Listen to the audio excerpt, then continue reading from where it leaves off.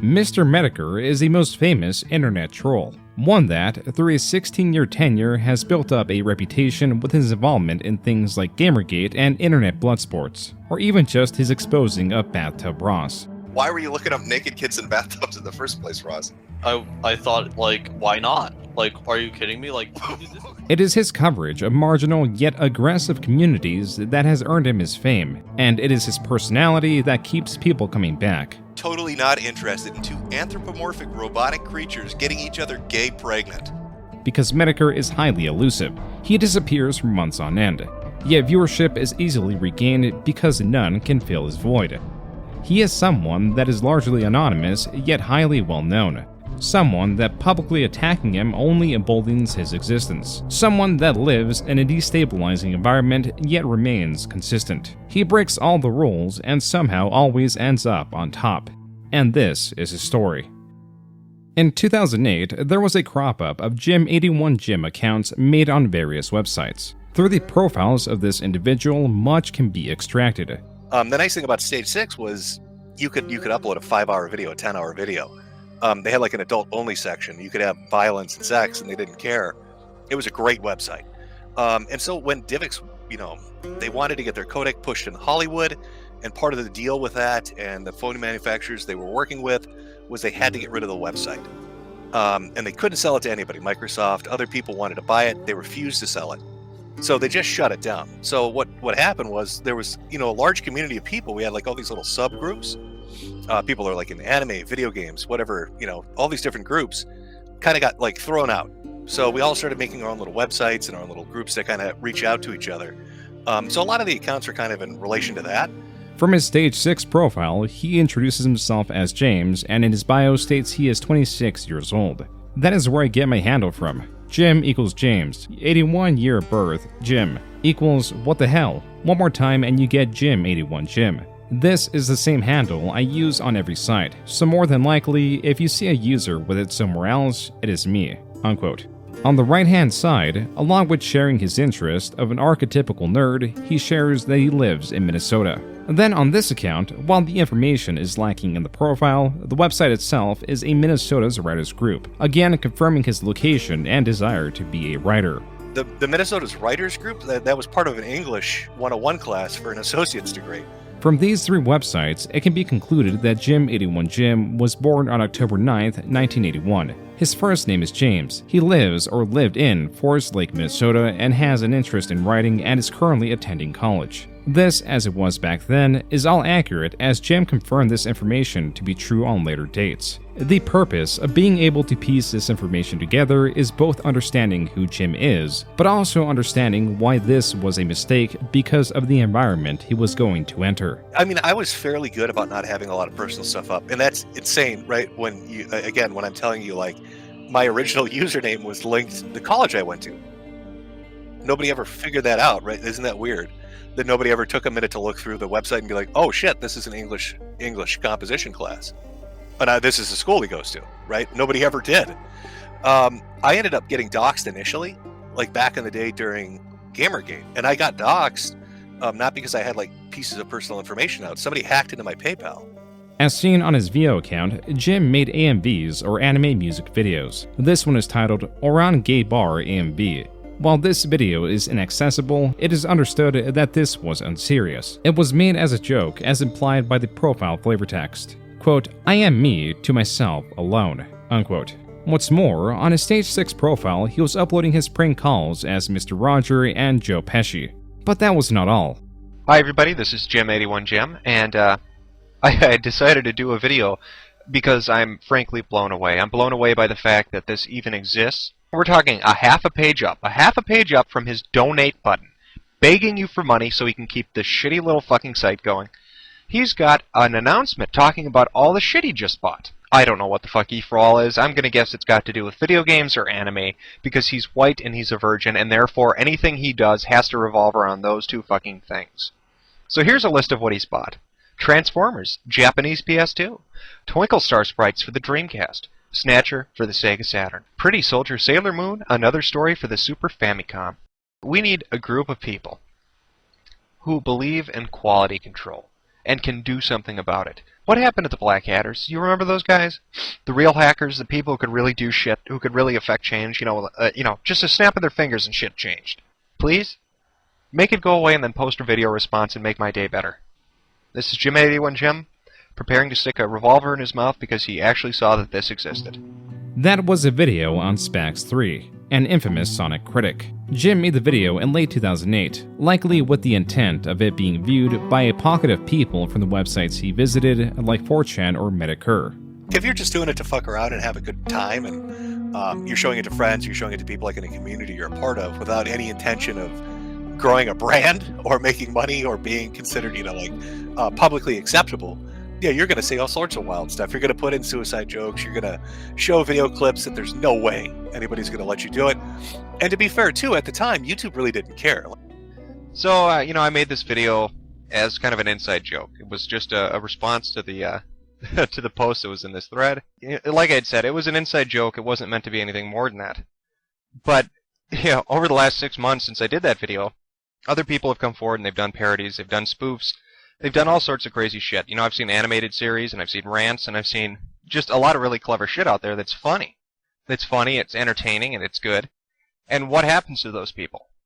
They get banned. They get kicked off of YouTube, they get kicked off DeviantArt. And, it's bullshit. It's bullshit that he can wield that kind of power. It's bullshit that people will, flag videos for him. He's got people flagging videos for him. Jim is not a big fan of censorship or hypocrisy, and he especially does not like when creators take down critical or satirical pieces. And so, in 2009, he embarked on creating a series of videos covering Spax 3. The sky dies the same, the stars, the moon, the bears. Sorry. Spax 3 was critical of the voice actor used in the 4Kids series, and as such, Jim was making fun of Spax 3's own rendition. Overall, there are 12 parts to Jim's coverage of Spax 3. The initial video covering the forum, 5 videos covering Spax as a person, 5 other videos reacting to some of his Let's Plays, and a last conclusive video. Within the first 6 videos, Jim uses slurs freely as he does, and also includes a video of a person ending himself. This is how he addressed some of that backlash. Well, fuck me, everybody's a critic. God, what can you do? You make one dead Mexican joke and everybody's on your ass. Jim also included an around 30-second clip of one of Hitler's speeches juxtaposed to him immediately wishing everyone a happy Easter. He later incorporates this into the same video. Happy Easter, everybody! The online space in 2009 was more free and edgy. But unlike other creators who later expressed that the things they said in the past don't demonstrate their beliefs, Jim hardly ever focused on himself and allowed the audience to come to their own conclusions on his intentions. And as for those, he did not intend to become as popular as he was. Pretty much the other big one is, well, what are you going to do after Spax? Nothing. I have no idea why I have subscribers on YouTube or Dailymotion or Vimeo or any of the other places. So I have no idea why I have like 400-something subs. I don't know what you guys want. I don't make a lot of videos. If you've watched the shit that I've done recently, it's just bullshit, fun stuff, What followed were videos without consistent themes, like his 2 videos dedicated to Mike, a forum member that was having problems running game emulators. And no matter how clear Jim's instructions were, Mike could not get these emulators to work. This is what inspired Jim's first video to Mike, giving visual step-by-step instructions on how to get these emulators in games to work. But it turns out Mike even had issues with that. Here it is. His fucking response to my video. I can't watch that. Firefox needs me to get Flash, and I can't install it. IE didn't have that problem. So, I just think about it. Let that sink in for a minute. What does he mean that Firefox doesn't play Flash? I'm using fucking Firefox. In fact, I've never had a problem with Flash, and if you're looking at my desktop, you're going to see I use Firefox, Opera, Netscape, Avant, Safari, Real Player, and Internet Explorer. So, I don't know what problems he's having, man, but this kid is fucking amazing. So, there you go. That's my after video. I'd say, hey, Mike, give me a response, but apparently you can't watch the video.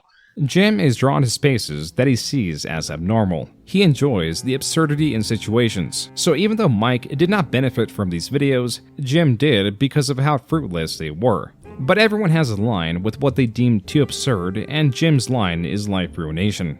There's one thing I have never fucking done to anybody, and that is outright try to paint them like they've done something horrible like that. I've never accused anybody of rape or murder or because that's a line I don't fucking cross.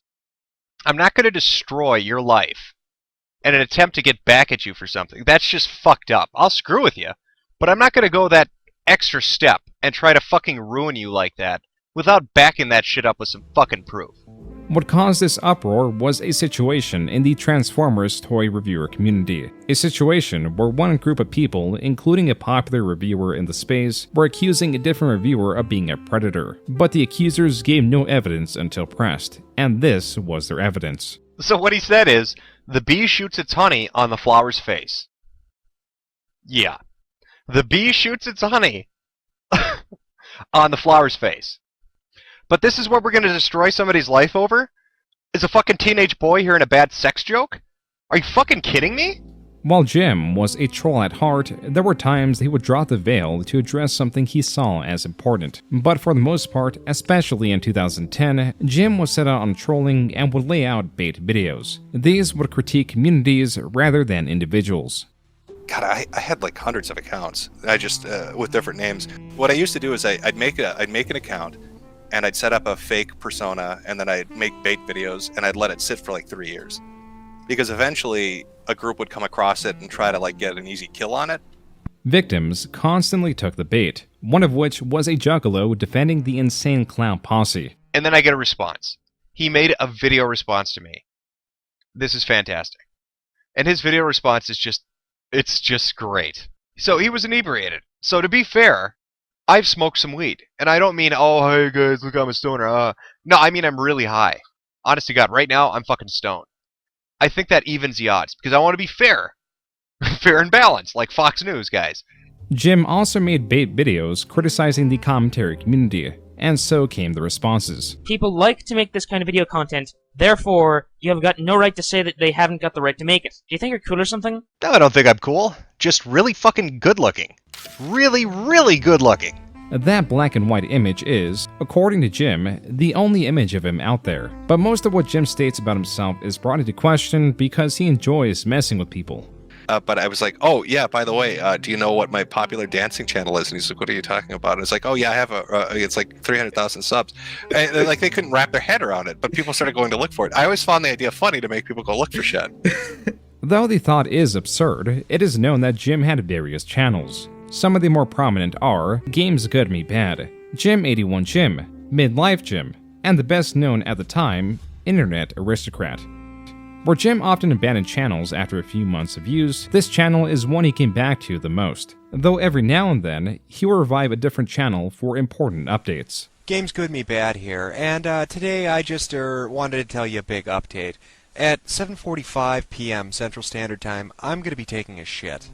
Up until late 2013, this is what Jim was, an extremely small creator by intention who scattered his videos across various channels, some possibly still undiscovered, and countless videos have not yet been archived.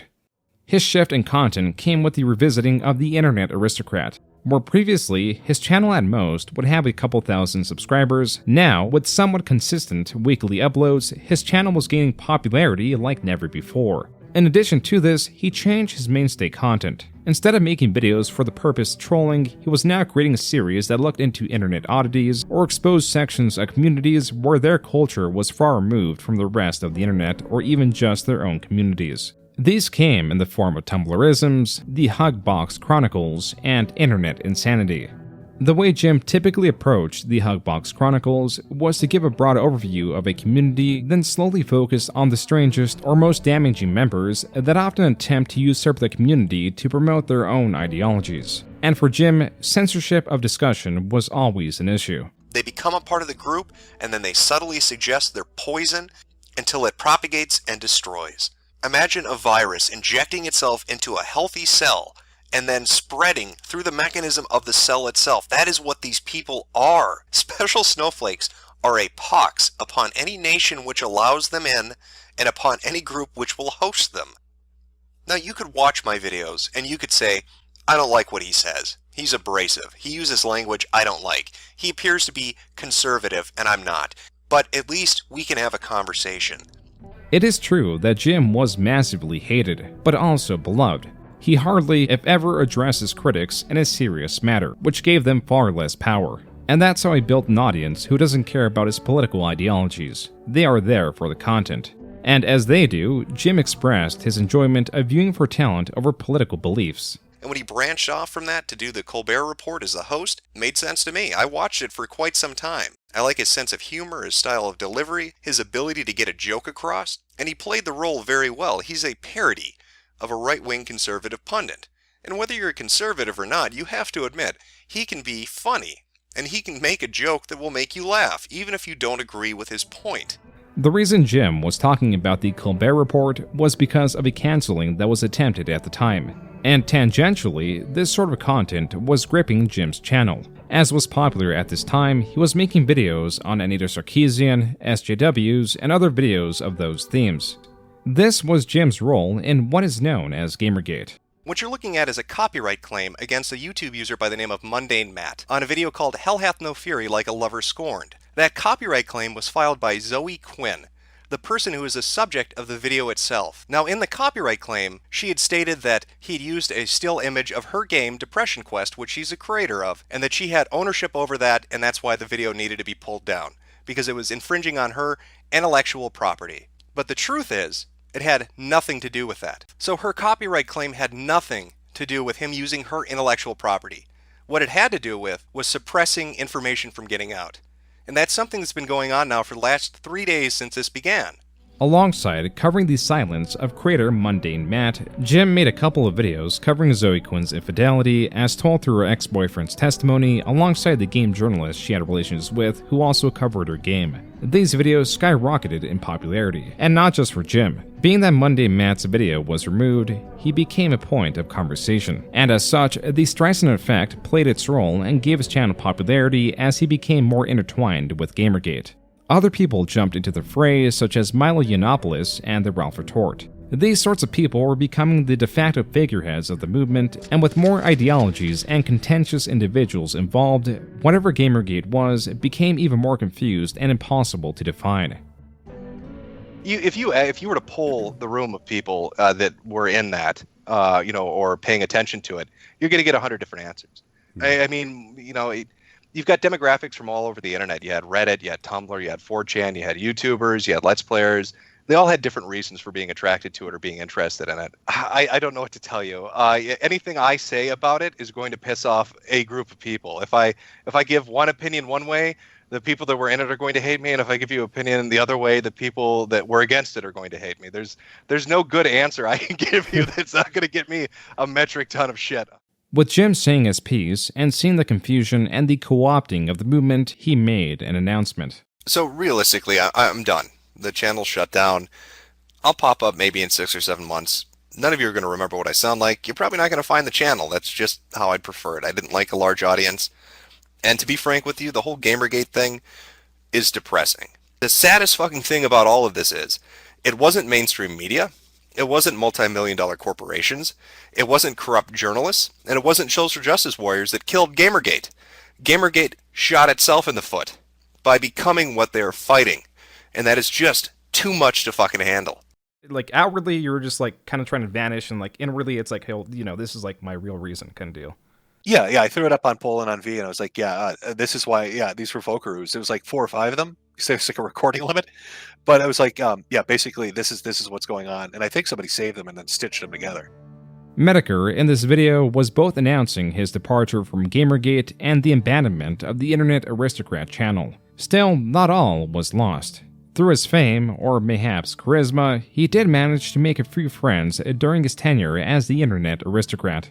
So dreamy. That's from Jade 3D Fox. I think I'm saying that right. I don't know who you're talking about, Jade. Milo in his pearl necklace is pretty dreamy. If it was going to sway me for the other team, it probably would be that. But as I've said before, I have a thing for Asian chicks. So unless Milo suddenly changed ethnicities, it's probably not going to happen. Jade was a creator in this space who made videos on Anita Sarkeesian and the like. She is an Asian woman and exactly Jim's type. Jade Fox wants to know, Would you fuck Lee Alexander for $1 million? Fuck no, but I'd fuck Jay Fox for free. With that, Jim got his wish, as in late 2014, things were moving along rather quickly. How did we meet? You mean us? Yeah. Yeah, somebody in chat asked, how did Jade and I meet? We met online, and then went on 5 dates, and then she moved in. This stream is notable for strange happenings, but those won't be addressed. As for Jim's YouTube presence, the Internet Aristocrat channel was not entirely abandoned because Jim had given free access to users to upload nonsensical slop in the form of videos. Just as these uploaders took the Internet Aristocrat channel, Jim took Metokur. And in March of 2015, the Mr. Metokur channel began uploading. The header read 24-hour ops forever duder. The profile icon was one of a rotund man in sunglasses pointing. This man is Haberman, the former owner of the Metokur forums. The origin of the website's name, as Jim tells it, was chosen through a mispronunciation of the word mediocre. What's the deal between you and Haberman? When you're talking about Metokur and all of that? Yeah, people have asked about that. I'll give you the background story if you want. I met Haberman, or as I like to call him, the Troll Lord, back maybe 5 years ago. He was running a site called Metokur.org. Went to the website, went to the forums, made an account, ended up meeting him and a few of the other members, and just kind of joined the site. Essentially, it was mocking people on YouTube. There was something called DeviantArt Coalition for Quality Control, where we would go and find somebody on DeviantArt and critique their stuff and just shit talk them and put up articles about that. There was, what the fuck was it?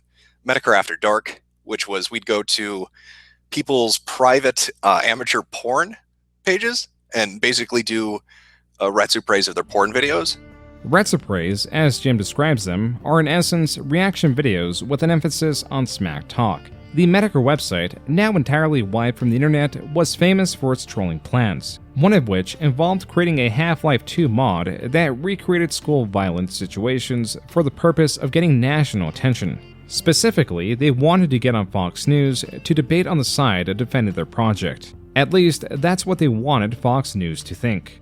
He was going to go on television and debate Jack Thompson, and the joke was going to be, when he got on television, instead of advocating for free games and creativity and all that shit, he was just going to totally agree with the host and completely fuck with their mind. But it never went anywhere. It kind of died on the vine. Metokur's influence bled across the internet. The members hardly stuck to a single website and could be found using 4chan, the Something Awful forums, and the Encyclopedia Dramatica. The Encyclopedia Dramatica was ostensibly a wiki for trolls. Infamous for its presentation of its subjects, as such, everyone was fair game. And if you made a name for yourself in this space, whether you were received positively or negatively, there would likely be a derisive article written about you. But that rule did not apply to the ED singers. And there was this group called the EDS Singers. And the Ed Singers were just unfunny, untalented people. But because they, if I remember right, because they were paying money and donating to the site, they were considered untouchable. They had made friends with people in positions of power, and you couldn't shit talk them, and if you did, people would come after you. What ended up happening was the Sysop and Haberman and a few others got angry at her. Once Haberman got the ED Singers docs and began a campaign of harassment, the death of the website Metokur was assured. Well, the ED Singers somehow, through the use of a private investigator or somebody else, found Haberman's personal information. And they filed actual lawsuits against him in the state of New York and elsewhere, like civil suits. And it freaked him the fuck out. Because he was anonymous. I mean, he was called Haberman, but nobody really knew where he was, or what his name was, or any of that shit. With these consequences all too real for Haberman, he goes to his fellow Metokur members in a panic, proclaiming that they should be left alone. Yet prodding the ED Singers was not his final mistake. And then he foolishly tells all of us, by the way, I'm going on vacation for a week. LMTE's in charge of the forum. The posting of Haberman's docs was all Jim's idea, and so he got the brunt of the blame. And I say good riddance to Metokur and all it stood for. Selfishly, I attribute it to the fact that I was forced to hide my own sexuality and harass my fellow LGBT peers, prolonging an addiction to pain prescription medication, stunting my emotional growth, and suppressing my sense of empathy, as well as generally enabling behaviors which I can now recognize as despicable. That was from Haberman's final post on the website. But if I had to be 100% honest, I think he was depressed, he was dealing with shit. He ended up getting help, getting medicated, and then it just changed who he was. Now, virtually no trace of it can be found. At most, it exists in the memories of its members, one of which was H. Bomber Guy, a now popular creator that, as Haberman did, disavowed his actions on the website. A regret of actions known on the internet as Troll's Remorse. Yeah, I like to take the piss out of H. Bomber Guy, but to be fair to him, again, like I'm trying to be fair to Haberman with my explanation, H. Bomber Guy was involved with screwing with people, but it was pretty minimal, right? That wasn't his main focus. Like when I said that a lot of goons came over just because they were upset with like the LP stuff, he was kind of one of those. But we did watch Naruto porn together. That is true. Please include that. That's a bonding experience. For Metokur After Dark, Haberman wanted to do a Retsupre of like adult videos. He thought that would be funny. And he wanted to do it of like really terrible animated porn. And there was this one of Naruto. There is a conflict of image of what Metokur was, though Haberman recalls it as a horrific place full of life-ruining campaigns. Jim's recollection is far different. Metokur was dumb, and it was a place to go to make and do dumb things and fuck with people online. And that's all there was really to it. And I think Haberman feels slighted because we stopped talking to each other, and he perceives it like, I don't know, like I'm the devil. Because he talks about coming out, like he's gay now, and says that obviously Jim couldn't handle that. Never mentioned it to anybody in any of the Skype rooms, and nobody would have given a shit. Nobody would have fucking cared. By 2015, the website was gone, and relationships between some of its members were soured. Jim, as to counter Haberman's wiping out of Metokur, created that Mr. Metokur channel, so that its popularity would counter the history Haberman tried to erase. There were a few notable changes in the direction of Jim's new channel. Now largely known as Metokur, he adopted a new profile icon, one of a featureless face. The headset and the hat are of the scout from the game Team Fortress 2. The icon was used interchangeably with the image it described, or one where the figure had a weapon pressed against its head. That will not be shown because YouTube does not like that sort of thing. As for Metokur's content, he was slowly drifting away from videos that were even tangentially related to whatever Gamergate was, and starting up new series like Deviants. P.U. pinches nose daintily. How can you stand such a stinky stench? In the Deviant series, he would handpick specific pieces of fetish material found on DeviantArt, or read conversations attached to the works as straight as he could. Within these, as with other series, Metokur would sarcastically adopt the mindset of the creators or just those involved to portray the strangeness of their thought process. One of the better examples of this is when he covered sovereign citizens, or people that thought they could use semantics to work their way out of a speeding ticket. And this is my homemade plate, which I have made. Now these 3 simple rules. Am I being detained? I am not driving a vehicle. I am a traveler. Are usually enough to get you out of any situation. This was Metokur's form of storytelling, one where the audience was in on the joke, always making sure not to be antagonistic towards his viewers. That's not to say that Metokur was still not getting a fair amount of pushback. The baby furs got extraordinarily upset with the videos that I was doing and threatened to have me killed, have me arrested, have me sued, have my account shut down, to banish me from social media. It's the exact same reaction, and that's what's funniest to me. This is 7 years later and they still react exactly the same. They still get upset and try to destroy you for laughing at silly artwork on DeviantArt. Metokur, his humor, his selection of topics, and his nature of being a troll is what both brought ire and respect. Efforts to go after Metokur were often foiled because he is mostly anonymous and unserious in the topics that he covers. Sometimes he adopts a more serious stance, like with the infamous dentist Howard S. Schneider. Was that one dentist video I did, where the dude was strapping kids down and then trying to save money and bill insurance by not using Novocaine? So he'd do dental work on 5-year-olds without Novocaine and rip stuff out and cut their gums up.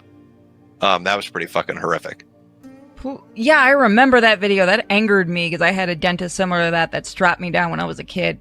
In Metokur's dentist video, he is quite angry, playing the screams of children as they undergo a hellish operation by an evil man. Howard S. Schneider. What a fucking joke. When Metokur is pushed, he creates novel videos, none more famous than the Bathtub Saga. Bro, Ross, you're hello, retarded. ladies. Brandon, talk, bitch. Dude, is this fucking Metokur? Are you actually in the call? Oh, so I was listening to the live stream, and I was just kind of curious about the bathtub stuff. No, it's Ross, you wanna back that story up a little bit to the bathtub? There's Hey, before I say anything, it's an honor to have you as a guest on here. Anyways, I don't really care. Yeah, it's an honor to have him as well. Okay, for me. that's great. Can you tell me about the little kids in the bathtub, Ross? That's all I want. Oh yeah, is pretty much the reason why is because, you know, I looked it up and I thought they were cute videos. That's really it. See, I thought the naked kids in the bathtub were cute. By the way, Metokur, there's an upcoming pedo video. It was not for like fucking jerking off purposes or some shit. Oh, someone called me a whore in the chat? Well, fuck you. You could go. Oh yeah, that's gonna happen a lot. Okay, so what compelled you to look up? You thought that was cute. Why were you looking up naked kids in bathtubs in the first place, Ross? Because I wanted to fucking find. I thought, like, why not? In late 2017, Metokur was browsing through small streams and clicked on this one. Only a handful of people were watching, and none of the people in the call were of note. But the moment Metokur started listening was a moment Ross was being confronted by others about watching videos of children in bathtubs. It was then that Metokur requested to get on the stream through Google Hangouts and was let in. The twists and turns of these unfolding events would span several videos as the revelations kept getting wilder and more captivating. I'm on the internet. Well, I 1,000K subscribers. I'm Mr. Metokur. I'm a cool guy. Oh, now you're gonna roast Mr. Metokur? Talking about naked kids in a bathtub, Ross. That's your dumbass. So why don't you answer the question rather than being a little bitch? Ross, you don't want to go against Mr. Metokur, man. You're an annoying piece of shit who thinks he's so because he's cool on the internet. But stutter some more, you dumb bitch. I see you in the chat trying to be funny like you know fucking memes and shit. You're so out of touch. You call yourself Edge Queen. There's nothing edgy about you, you fucking hole. You don't fucking know me. You don't know. Yeah, exactly. You really I don't need to know her. She's annoying and unfunny. Well, sadly, things did not stay very civil for long. Despite increasing tensions, things did get back on track. I said, how does wanting kids relate to you going on the internet and looking at naked children? How do they connect it exactly? How does that play into each other? And you want to know why I said it was fun? Sure. Because honestly, like, you know, like the thing is that like they're playing and shit, and they're pretty much chilling, and that's pretty much what it is, really. Thrown into the mix now were screenshots of Ross admitting he has a problem. You not only like bought the rope and tied the noose, but like put your neck in it. Like you're admitted that you're looking at naked kids on the internet, and then there are these conversations where you're saying you have feelings for kids, and you need to get help. So, like, let's just cut through the shit and get to brass tacks. Are you a pedophile? I'm not saying you acted on it, but are you? No, not really, and I didn't even act on anything really. Hey, Metokur, have you seen the video where he cries on live stream? Stop shaking your head. Of course he has. Oh, yes? Yeah, I've seen all the videos. This guy's a fucking... He's out of his fucking gourd. Is he lying? I don't know. He's looking up naked pictures of the kids on the internet. He hears voices. He fights with his grandma. He breaks shit. He doxes people. He sends death threats to people. And then there are people in this call trying to defend that shit and act like it's normal. You fucking lying. You know that's not normal. Don't pretend. Dude, I'm welcoming you into this stream out of my own hospitality, dude. How many times do I have to shit in your living room before you throw me off, Ross? Brandon, I'm not Brandon. Ross, throw him out. Alright, Throw me fine, out, Ross. You had your chance. With Metokur kicked out of the call, the gears were now in motion. After Metokur did an additional call with Ross and the woman in the call that went as Ruby, he began making a video, and little did he know, videos were also being made on him.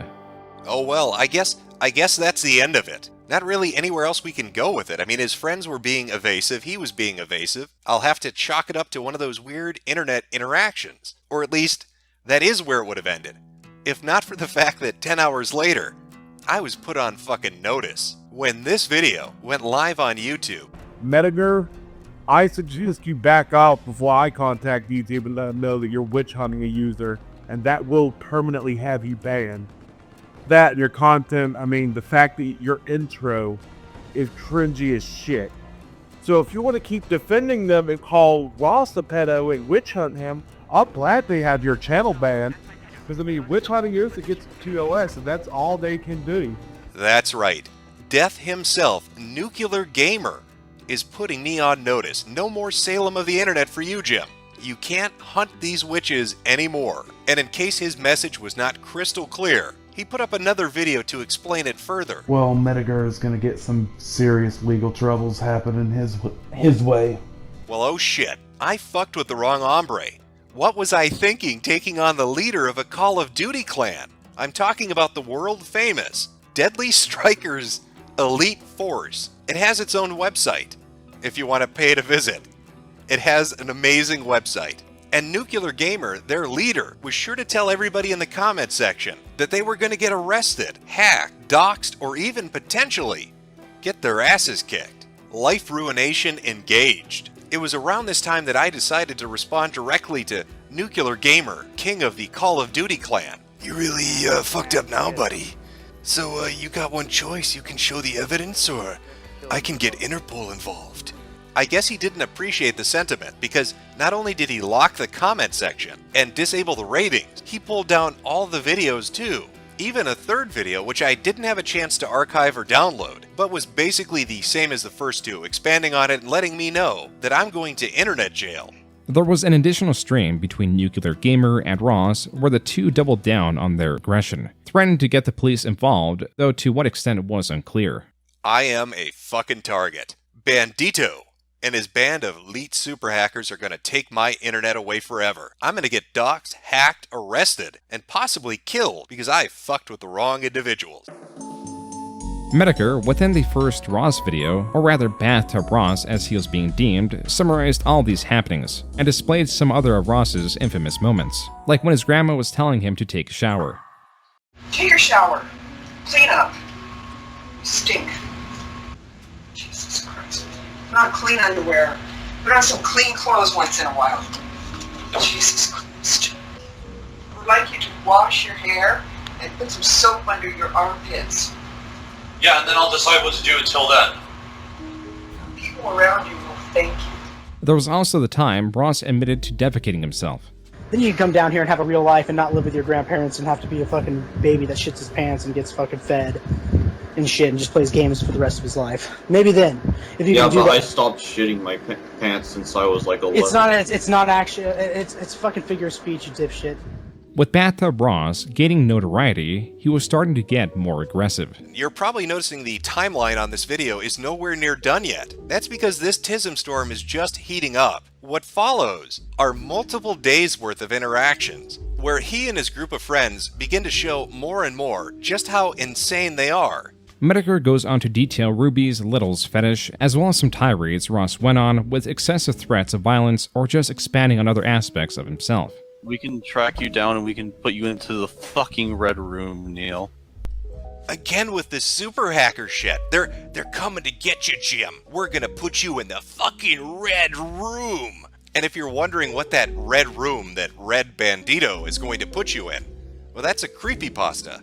It's a fucking creepypasta story that Ross watched on YouTube and apparently believes is totally fucking legitimate. But can you blame him? I mean, he is a virgin with rage. I'm literally just a fucking virgin with rage, alright? If I ever met you in real life, you son of a bitch, I will find you and I will kill you! And I'll kill them all!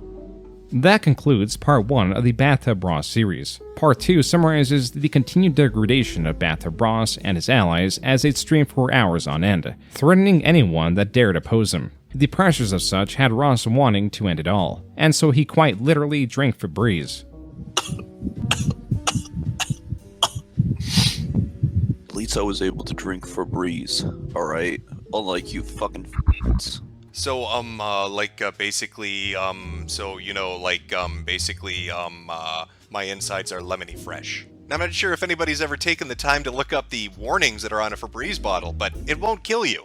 It's not actually lethal at all. It will, however, make you shit yourself, like massively bad diarrhea, which is what happened to Ross, as he shit himself consistently for 2 days straight. I mean, I had to use the restroom 7 times today because it probably could, like, it was kicking in pretty much. With Ross now more unstable than usual, he decided to be a bit more honest and came clean that he is attracted to children. Are you admitting it now?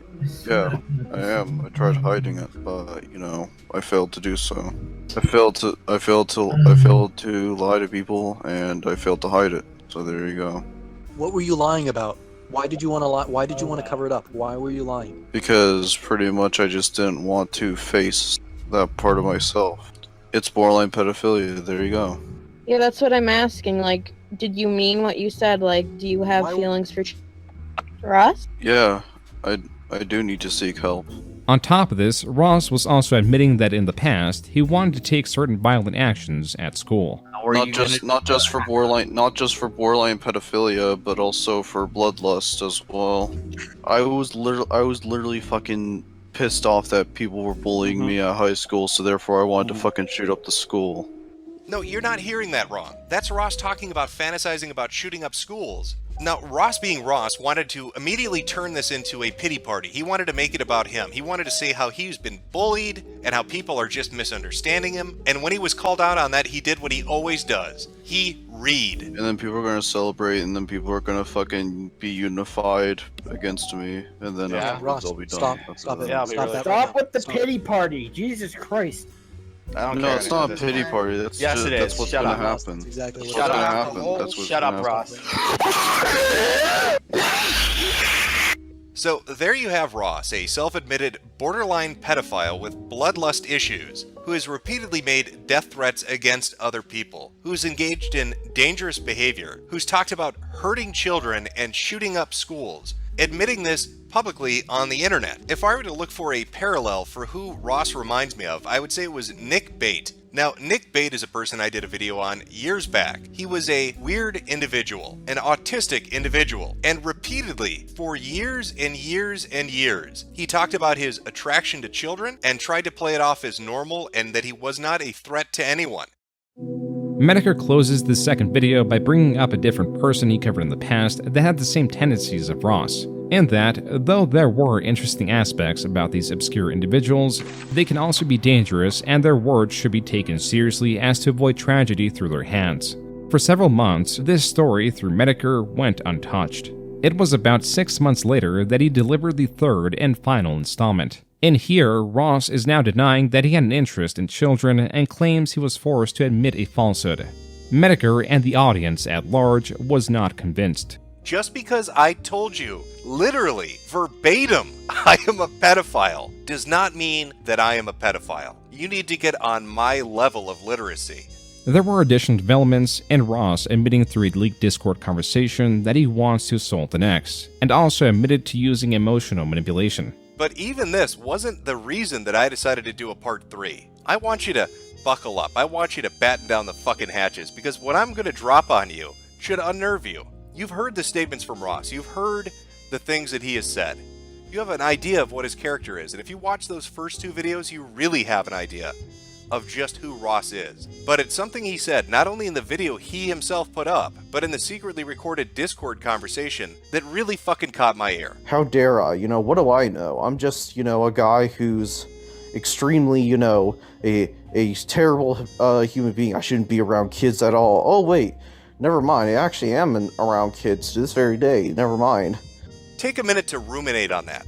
That was Ross admitting he was a teacher's assistant. He was around children in an elementary school.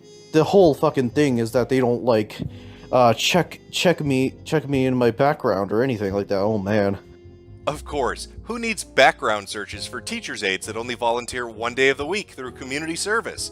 They just let them on in the front door. This is the message Metokur ends his final Bathtub Ross video on. But that was not the end of his interactions with Ross. There was a stream hosted by creator Tonka Saul where Metokur confronts Ross once more. So you are a pedophile. I mean, like, seriously, like, do you think I was not going to say that, or what? So then you are a pedophile working at a fucking elementary school. How the fuck? Oh my god, you're twisting it as if anything's gonna happen to those kids. Ross was entirely unrepentant in this stream. Not gonna be civilized with you. You're a piece of shit. You should be lined Neither up. am I. I honestly fucking hate you, honestly, Jim, because you fucking spread so much fucking bullshit about me in a constant fucking basis.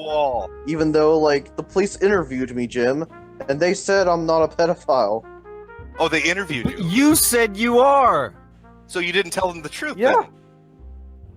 So you lied to the police. Are you saying on Okay, a live you're stream in so front of fucking- 2,000 people that you lied to the police when You they know, came to investigate you for this? What an And idiot! you know what? are. Honestly, you're so like, dumb. You're like I so said, dumb. you're not delusional. You're the opposite of delusional, Jim. Yes, he But, is. like, He people is the get opposite of delusional, right? I mean, Okay. like people. think Yeah, he's no, an you got it asshole, right the Jim. first time. Let's I mean, end on a that's high fine. note. That's good. Opposite of delusional. Thank you. As unrepentant as Ross was, his statements did have a real-life effect. He was kicked out of his grandma's house after she was informed of the videos, and so Ross was allegedly living in a halfway house.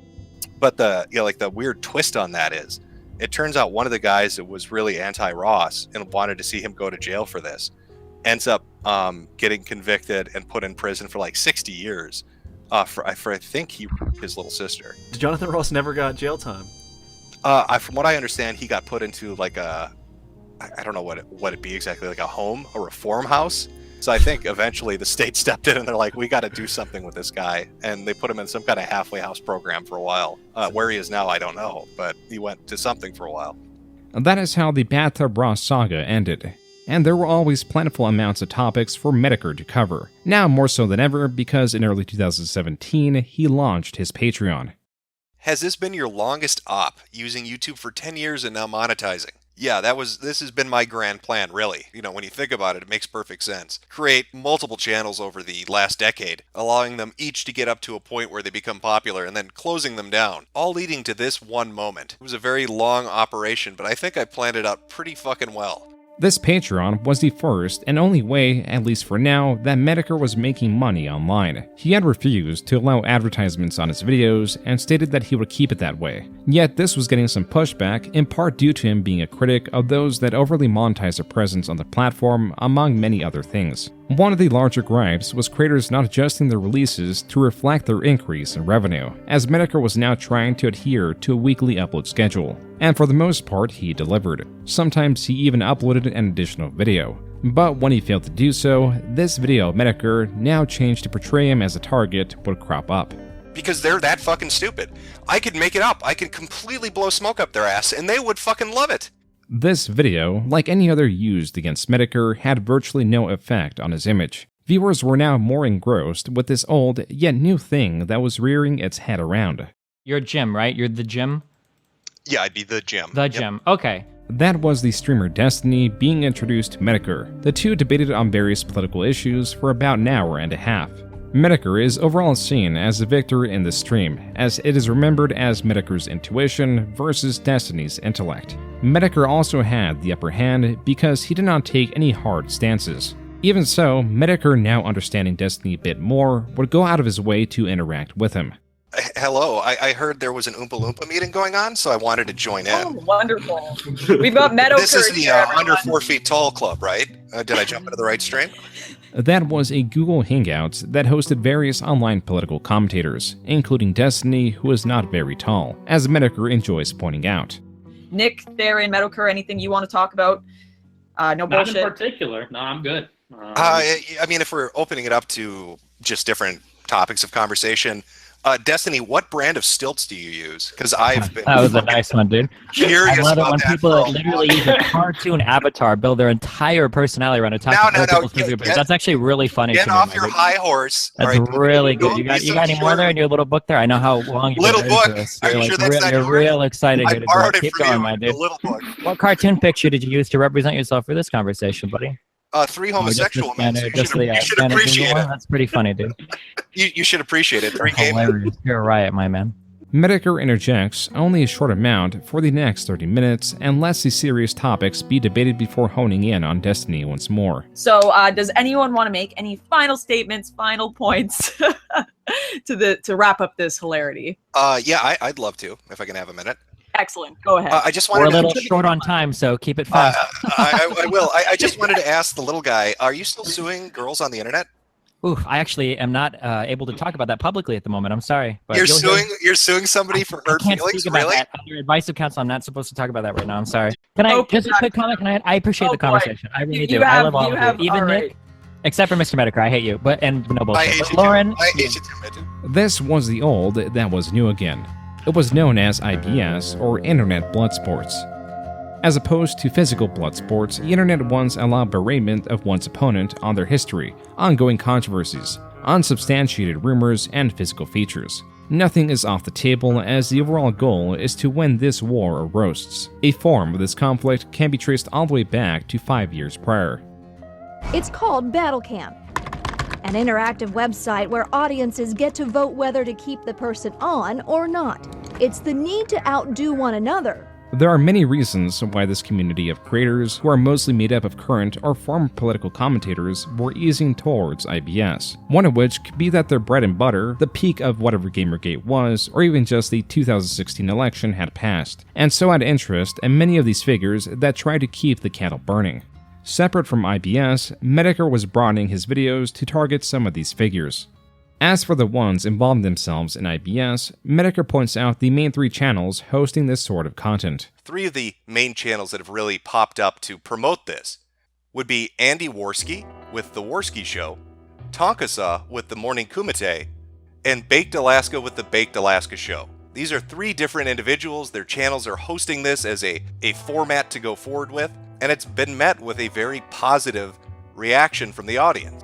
Metokur also states within this video that the large-scale criticisms of creator CrownTT, who Metokur also did a video series on, also helped spark IBS. And to that, some of the most memorable IBS streams were the ones where creators were being exposed live. Enter Matt the Boulder Jarbo, famous for being targeted by Zoe Quinn as she used the DMCA process to take down a video of his in the past.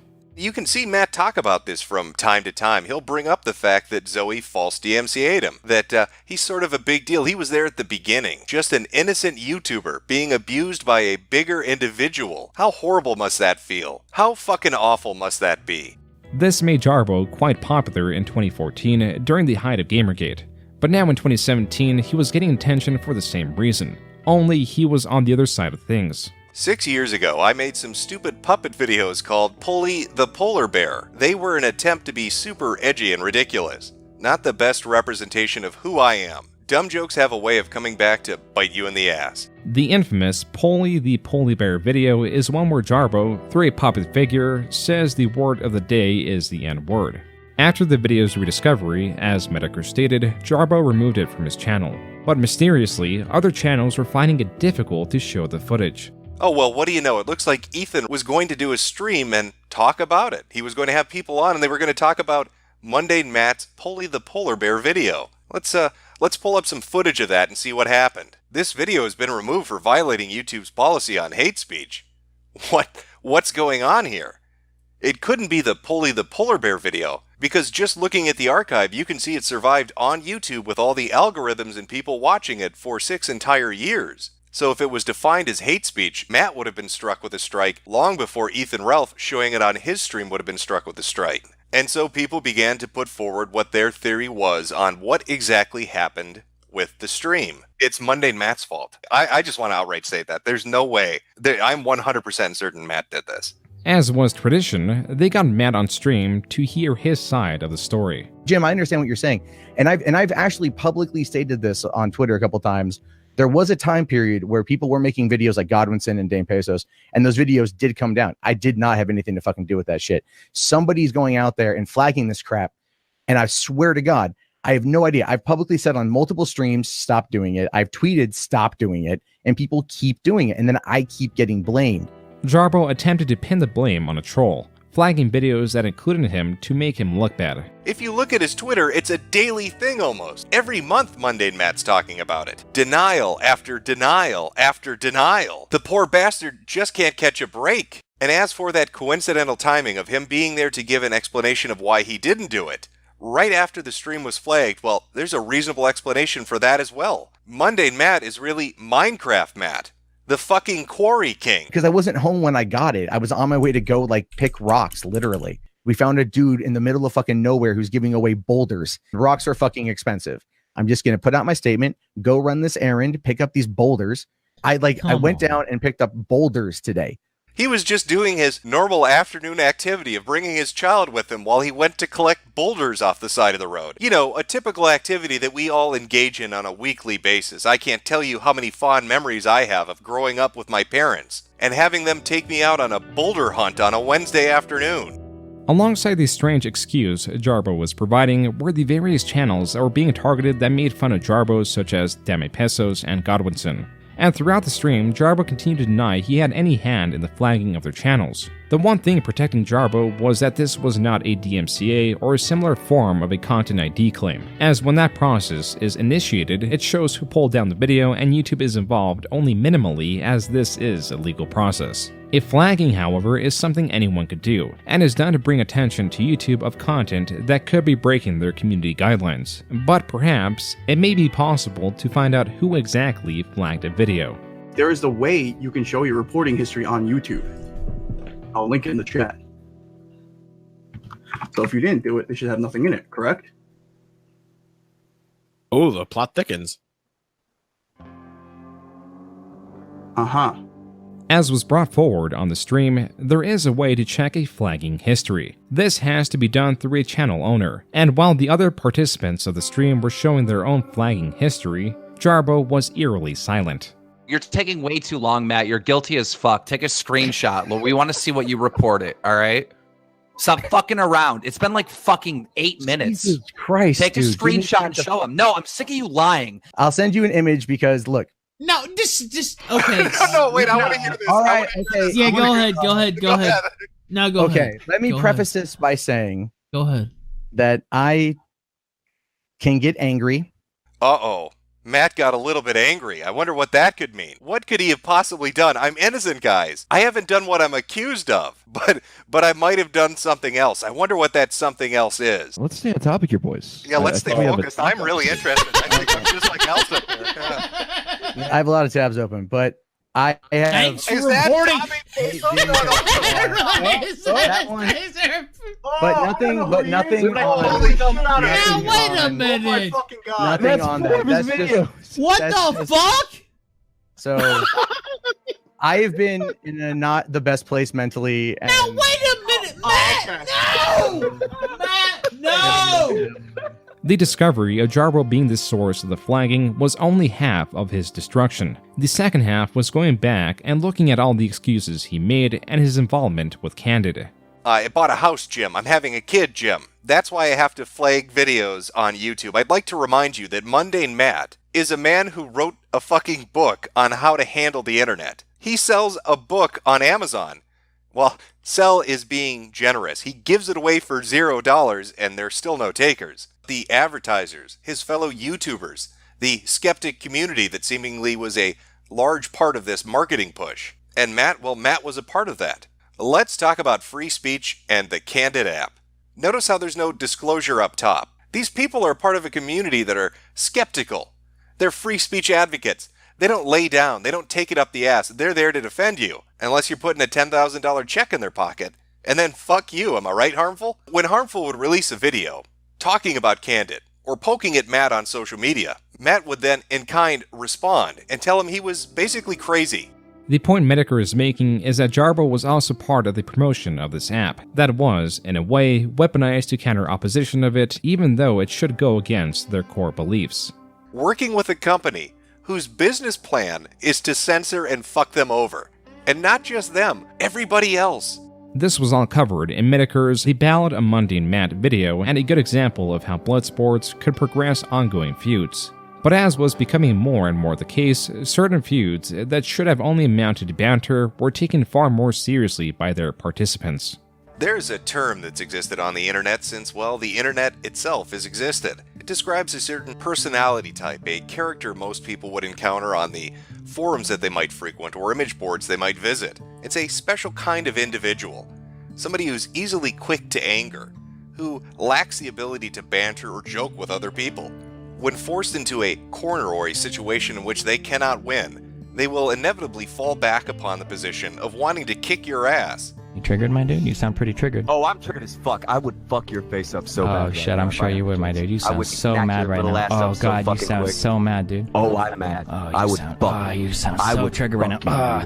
I'm such an internet tough guy. I'm so mad. Destiny's opponent in that moment, and who Metokur was making a video about, was Tonkasaw.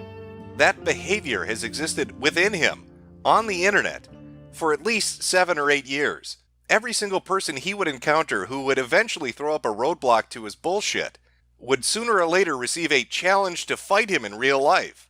But as with most internet tough guys, nobody really gave him much attention. They just saw it as complete bullshit and moved on. That is until a little cokehead by the name of Andy Worski said enough is enough. I will go to the States. I will go to the ring you want me to go to. Metokur proceeds with explaining who Worski is, from his involvement in IBS, the fabricated information about him and a minor, and the poor advice he received from Tonka Saw. This presents the feud between the two and why Worski, unlike other people, readily took up Tonka's offer. Shockingly rare occurrence, an internet tough guy actually had to put his ass on the line. And that is thanks to Tara LaRosa. Now Tara, a sometimes guest on the Morning Kumite, had heard that Tonka and Andy were having an argument. Tonka had said that he could set up a fight, that he could arrange the details of it, but he was running into some difficulties. And out of nowhere, Tara said, she'll have it set up in 5 minutes. And she wasn't kidding. Worski took this seriously and the event was being hyped up, but also sabotaged according to Metokur. Tonka spent his time trying to throw any wrench he could into the gears, trying to slow it down. While on his show, he would talk massive amounts of shit, saying how he was going to badly hurt Andy Worski. And come January 19th, only one man would be standing in the arena. Well, maybe standing is the wrong way to put it. To elaborate on what Shamir had been saying, Andy Worski is making his way to the cage. His opponent, Tonka Saw, did not show up. Tonka was a no-show, sabotaging the match by not sending his ID or even blood work. Tonka Saw refused to sign the contracts asked of him, and sent in multiple names under the contract and the blood work. They even follow up on this in a later paragraph. Mr. Tonka Saw sent in someone else's blood work and ID. He did not make it to Tennessee. Metokur also goes through some of Tonka Saw's lies. Unlike the Matt Video and Blood Sports events, Metokur had no direct involvement in these happenings. This is because at this point, Metokur had created distance with IBS, just like he did with Gamergate because of how obscure it was becoming. You got doxing and swatting and pedophilia. You've got infighting and Discord spies and all of this other shit. I don't know how this happened. They're just fucking... They're streaming shows on the YouTube. They're streaming shows on YouTube. How did any of this happen? How did any of this shit come to be? It's fucking streaming shows on YouTube. Metokur's intuition in the spaces he inhabited was remarkable. He knew when to jump ship when things were going awry. He also, unlike some contemporaries, remained consistent in keeping things to banter, avoiding what he deems to be life ruination or any similar serious threats. Additionally, when he did take part in IBS, he was always a strong competitor that was detached in many ways. His anonymity negated any roastings of his appearance, controversies, any heavy-hitting things. Even when he was doxxed, he still made light of the legal history of his that came out. And look at all these nifty screen caps that should give you the gist of Jimothy's legal dealings regarding his ability or inability to register, insure, or non-drunken drive a car. Can we really be surprised by that? Do we know Irish people that aren't fucking excessive alcoholics? Another element of Metokur's strategy of detachment was his rule of no online friends. But I feel like whether you want to admit it or not, you have made some friends because... No, you're just people on the internet to me. I mean, I've been pretty consistent with that for years. I mean, have I not? I mean, I've told Andy this, I've told Tonka this. Though, right? We're BFFs. We hung out that one night. What are you talking about, Metokur? We bought Chinese and stuff and we chilled. We can show up on a stream together and banter or yell. I mean, that's yeah, but you have a mutual affection. That's a friendship. No, I don't. The people Metokur interacts with could be quite unstable, which could be a reason for this rule. This rule also assists in being straightforward in his intentions, in that he will prod at anyone that embarrasses themselves online. Even Worski with the infamous aim stream. But because YouTube does not look kindly of videos showcasing people brandishing weapons, this event cannot be shown to its fullest. The gist is that Worski in Florida, after a verbal confrontation with 3 other individuals at a bar, walks off with his 2 pals. A fair amount of time passes, and these individuals catch up to Worski and his friends, where then Worski convinces his friend to pull a gun through these words. Go aim. This resulted in Worski and friends calling the police, but in a turn of events, because Worski's friend Alex pulled a gun that was not fired, there were still charges filed against Alex, 3 of aggravated assault and 1 of simple assault. Metokur had a field day with events like these, the stranger the better. That's why his interview with David Stay, a lesser-known star known by Jim for his portrayal of Mandar in the short-lived 1980 series Photon, was memorable. I talk shit, okay? But I didn't really push it on people. You know who, I'm going to tell you, he set me off. Barack Obama, he set me off. I was getting ready for work, and this is why I don't have a television, but I had a TV, right? My TV's always background noise. So I'm getting ready to go to work, all right? And I don't know what he said before. I don't know what he said after. And I cried on this day. I cried this day. All I heard was this. And for all you flat earth, tinfoil hat wearing people.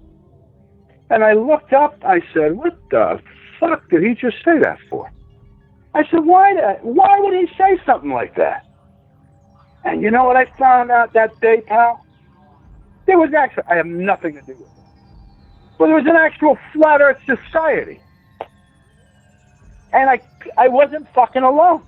Where some might have questioned Stay's conspiracy theories, Metokur let him talk. In this way, bringing only minimal confrontation allows him to express his stranger yet more entertaining thoughts. And though Stay did have highly irregular perspectives, his intent of kindness made him a likable person within the stream's eyes.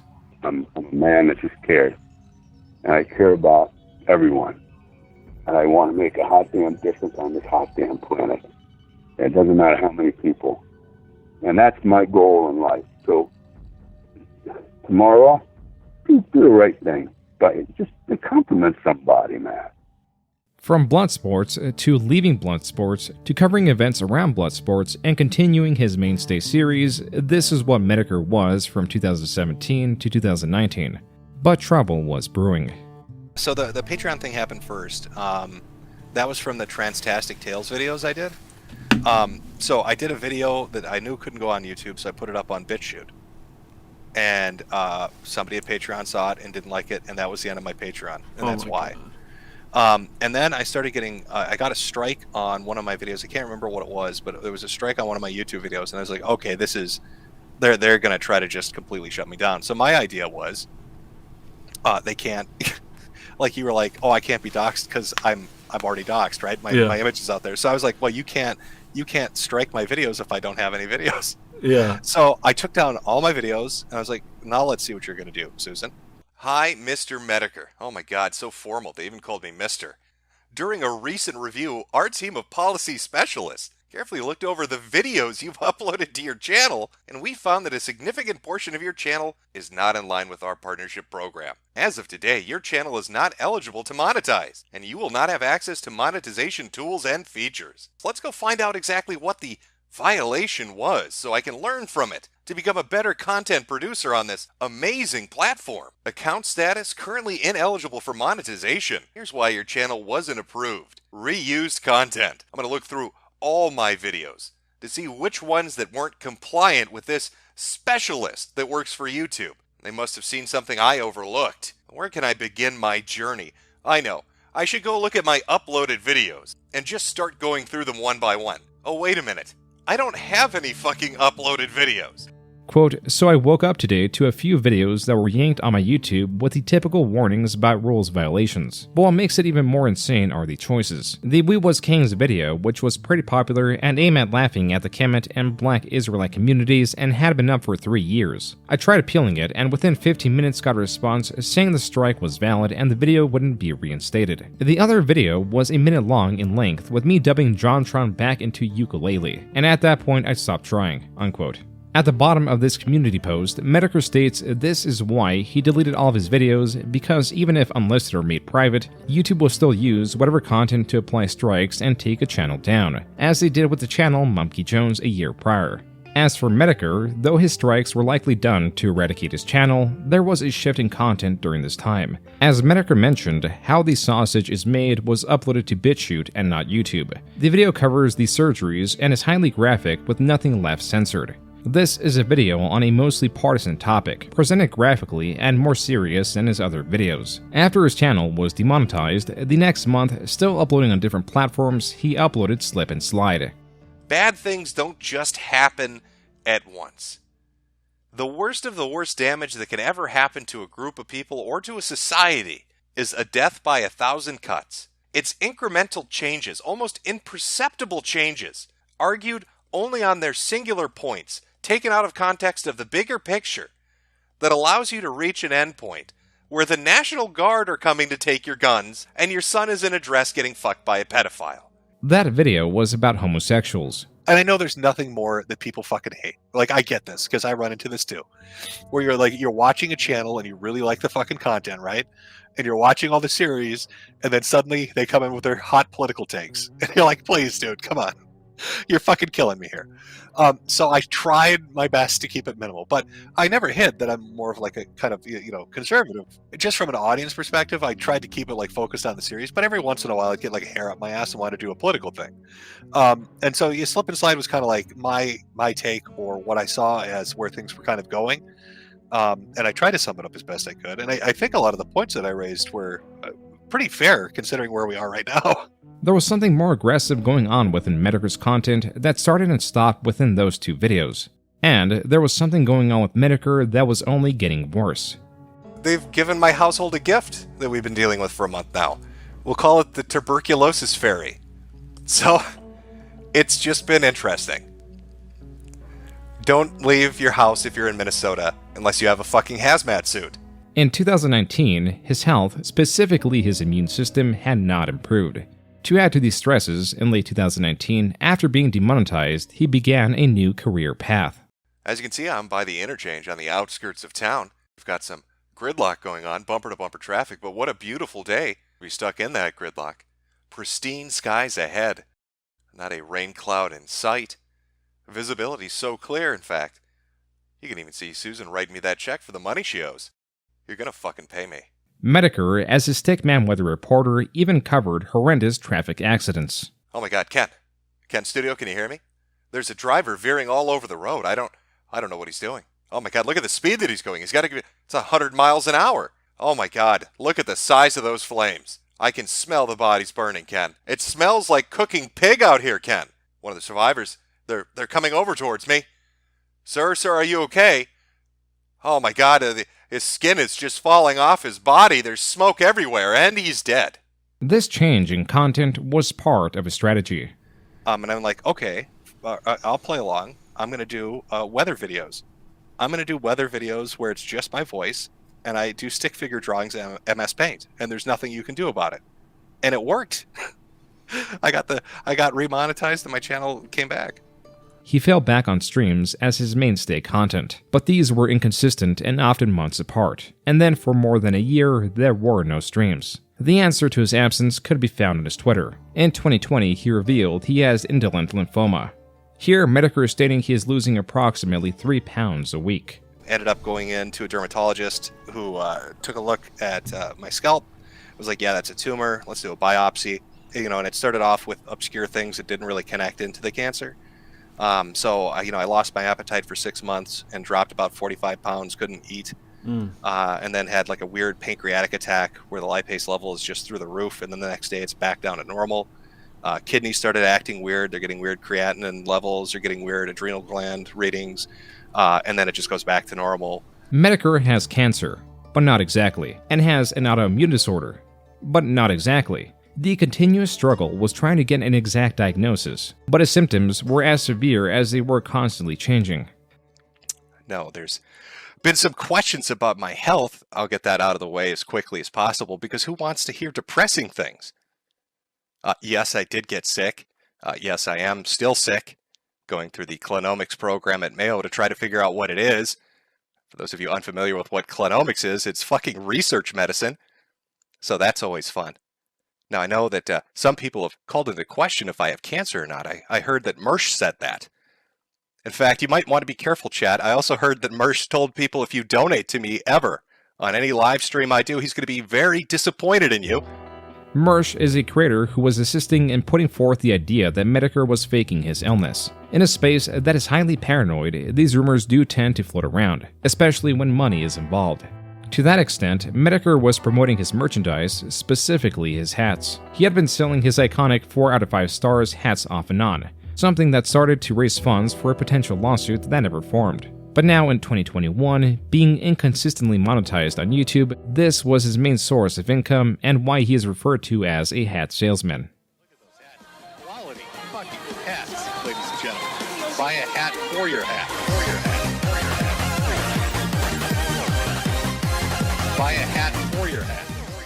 Buy a hat for your hat, a simple yet memorable line. With Metokur's health on a constant decline, this was a rallying cry of sorts. Money raised for his possible mounting medical bills. But even though Metokur has many fans, there are still a fair amount of people that want to bring his destruction. Some insulting his wife or threatening to show up at his house, etc. Yeah, fuck you, bitch. Augustine, greasy Ralph, Korean. come on, you your fake wife. being Nobody religious, you gives a should be able to say Yet Metokur never reflected those life ruination tactics, even if he did get visited a couple of times. Oh. 1 second, chat. 1 second, chat. Oh, we might have visitors. Hold on.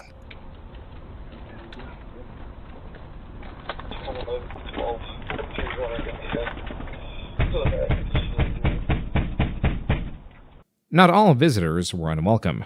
Had a little gift left on my lawn. A little gift left on my lawn. Now, fun fact, I do have cameras around the house when I show the swatting footage, everything like that. But generally, if people are just having a bit of a goof or fun or whatever, I don't usually put up footage because everybody tries to be so shy and coy about it. Like if you're dropping off potatoes or running up a cart or something like that, I'm not going to do it. But notice somebody with a sled out in the street at like 10 at night trying to be stealthy. And then, what do you know? What's sitting at the front yard? What's been built up in the front yard? A snowman. This footage came from his quote-unquote final stream. Well, as you know, this will be our final stream. Jim is riding off into the sunset. He's going to go do Jim things.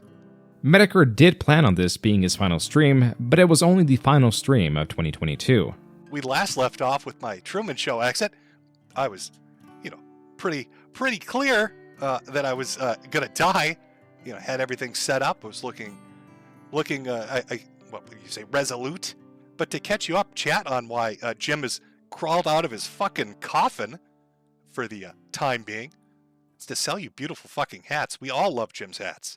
Metokur came back to earn money, to entertain, and announced that he would possibly show his long list of symptoms to try to crowdsource a diagnosis, as now in August of 2023, 3 years since the discovery of the cancer, things have progressed to the point of having multiple heart attacks and a broken back, and still doctors are unsure what exactly is wrong with him. The fuller extent of his symptoms were revealed in a stream that took place March 2024. Said, Jim's faking everything. Jim doesn't have a wheelchair. Until Jim showed him the wheelchair that Jim owned. Until Jim posted pictures of his wheelchair to shut Brian up. And then Brian all of a sudden retreated into some other retarded shit.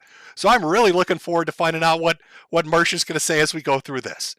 I put together a little collage, and I had to be smart about it. Now, there are reasons I have to be smart about it, and I'll show you why. Because these people are insane. They're literal insane retards. Now, Mersh likes to say that, oh boy, Jim's died 4 times, Jim's faking his illness and all this. And I've talked about being sick, and I've gone over it when people have asked in Super Chats, and I talked about it when I had my heart attack. It shows the date of implantment and everything else, because they put you on medication where you'll die if they cut into you. Or if they put you in an MRI machine, it will rip it out of your fucking chest if it's too strong. But of course, again, this is all fake bullshit. Jim's not, maybe Jim actually had heart attacks and had a stent put in, but Mersh is right. Jim's just been faking everything. So let me put a backing track on here. I like to call this all the tests that Jim has had over the last 4 years. Do you guys have 5 minutes? Just pause at any point to read through.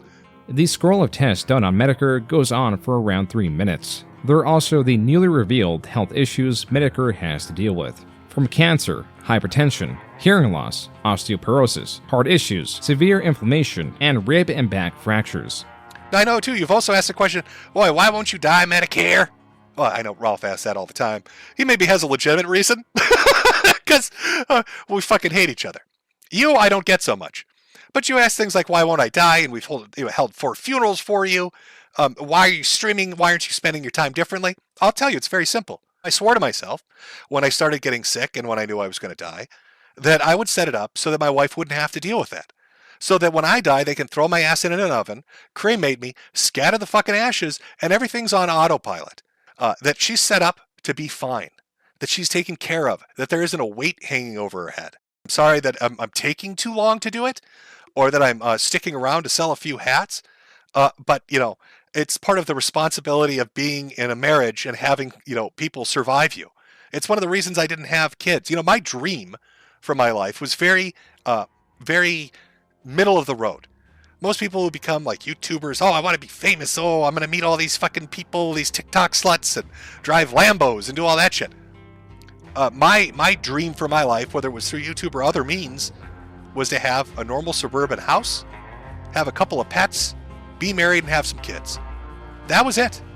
And I was very close to it. That is the core of Metokur, a creator known for his consistency. Hated or liked, where other creators fell through the cracks, when even just measly pressure was applied, he remained stalwart. From Gamergate, IBS, his constant bans, to dealing with his degenerative, debilitating illness that no one can diagnose. Metokur, a simple hat salesman, was always able to make the best of it with his trademark smoker laugh. Wrap it up and go die? All right. Is this a point where I get sappy and I say something emotional? Am I supposed to give great life advice now as I finish this out? Is this where I tell you something you already know and you all have to pretend like it was insightful and deep? Listen, I just like to laugh at dumb shit on the internet, and I think you do too. I think that's what we all like to do. Life is hard enough. There's a lot of tragic shit out there. The world's a scary place. But it's nice to have the ability to laugh at goofy shit.